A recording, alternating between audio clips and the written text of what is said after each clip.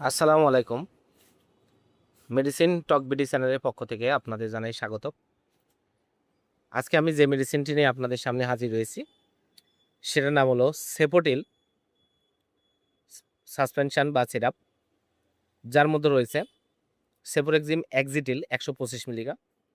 এটি বাচ্চাদের একটি অ্যান্টিবায়োটিক, যেটার প্রস্তুতকারক কোম্পানি হলো স্বনামধন্য company Oscar pharmaceuticals PLC limited. বাচ্চাদের বিভিন্ন ব্যাকটেরিয়ার ইনফেকশনের জন্য এই সেপোটিল সাসপেনশন বা সিরাপটি অত্যন্ত কার্যকারী এবং ভালো কাজ করে থাকে। তো প্রথমে আসুন দেখে নেওয়া যাক সেপোটিল সাসপেনশন বা সিরাপ মূলত কী কী রোগে কাজ করে থাকে। এটি বাচ্চাদের অশ্লীল মূত্রনালী সংক্রমণ, প্রস্রাবের জ্বালাপোড়া, প্রস্রাবে ইনফেকশন, প্রস্রাবের রাস্তায় চুলকানো এই ধরনের সমস্যার জন্য এটা ভালো কাজ করে থাকে। সেপোটিল সিরাপ বাচ্চাদের সাধারণ সর্দি কাশি জ্বরের জন্য অত্যন্ত কার্যকারী এবং ভালো কাজ করে থাকে।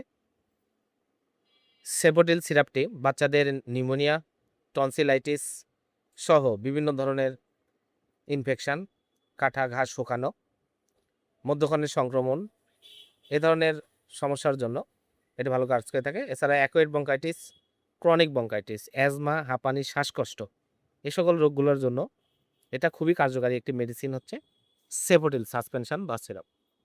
এবার আসুন দেখে নেওয়া যাক এর মাত্রা ও সেবনবিধি কি। এটি বাচ্চাদের বিভিন্ন ব্যাকটেরিয়া ইনফেকশন, সর্দি কাশি জ্বর, অ্যাজমা, শ্বাসকষ্টের জন্য ৬ মাস থেকে ২ বছর পর্যন্ত বাচ্চাদের জন্য হাফ চামচ করে দিনে ২ বার, ২ বছর থেকে ৪ বছর বয়সী বাচ্চাদের ১ চামচ করে দিনে ২ বার আপনারা সেবন করাতে পারবেন। আর এটা অবশ্যই ডাক্তারের পরামর্শ অনুযায়ী মাত্রা ও ডোজ নির্ধারণ করে নেবেন। এই ডোজ ৭ দিন থেকে ১৪ দিন ১০ দিন হয়ে থাকে। এটি খাবারের আগে বা পরে যেকোনো সময় সেবন করা যায়। এবার আসুন দেখে নেওয়া যাক এর পার্শ্ব প্রতিক্রিয়া কি। এটি বাচ্চাদের অতিরিক্ত সেবনের ফলে বমি, বমি ভাব, বমি, ডায়রিয়া, পেটে ব্যথা, অস্বস্তি এ ধরনের পার্শ্ব প্রতিক্রিয়া হতে পারে। এছাড়া আর্টিকেরিয়া, র‍্যাশ বিভিন্ন ধরনের সমস্যা বিভিন্ন সময় বাচ্চাদের শরীরে দেখা যায়।